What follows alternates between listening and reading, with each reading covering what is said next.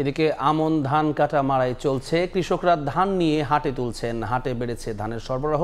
মৌসুমের শুরুতেই মোটা ধান প্রতিমন 1220 থেকে 1300 টাকায় বেচাকেনা হচ্ছে। এ বিষয়ে বিস্তারিত জানাতে দিনাজপুর সদরের গোপালগঞ্জ হাটে আছেন সহকর্মী গোলাম নবী দুলাল। সরাসরি চলে যাচ্ছি তার কাছে। দুলাল,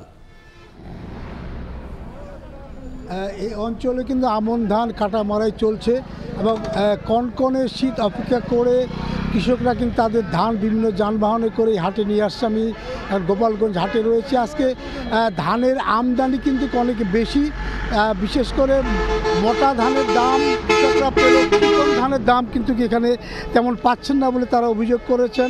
আপনাকে জানিয়ে রেখে আজকে যে হাটে বিয়ার 11 1300 টাকা মন বিক্রি হচ্ছে, স্বর্ণা 5 প্রতিমন 1400 টাকা এবং জিরা কাটারি এবং ফিলিপাইন কাটারি 2000 থেকে 2200 টাকা এখানে বিক্রি হচ্ছে। তবে কৃষকরা যেটা বলছেন যে মৌসুমের শুরুতে আজকের হাটের যে দাম, গত হাটে কিন্তু কিছুটা কম ছিল। তবে দিনাজপুরে এবার মোটা ধানের দাম পেল কৃষক, যেহেতু চিকন ধানের তারা দাম পাচ্ছেন না।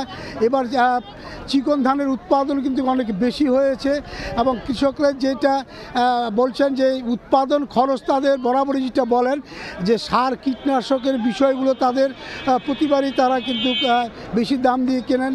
এবং আজকের বাজারে যেটা গ্রাহক যারা এসছেন এবং যারা ক্রেতা, এই ক্রেতারা আপনার বিভিন্ন কর্পোরেট হাউস থেকে কিন্তু আজকে ধান কিনতে এখানে এসেছেন এবং ধানের দাম মোটামুটি ভালো হয় তারা কিন্তু সন্তুষ্টি প্রকাশ করেছেন।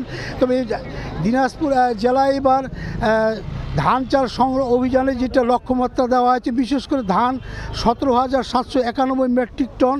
আমরা যেটা জেনেছি এখন পর্যন্ত ধান সংগ্রহ সেভাবে না হলেও চালের সংগ্রহ অনেক বেশি দেখা পেয়েছে। তবে এবার দিনাজপুরে যে ধান উৎপাদন হয়েছে অনেক ভালো।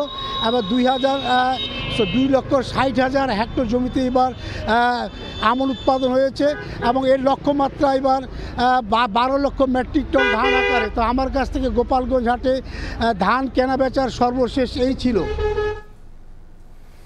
দিনাজপুরের হাটে ধান বেচাকেনার খবর জানাচ্ছিলেন সহকর্মী গোলাম নবী দুলাল।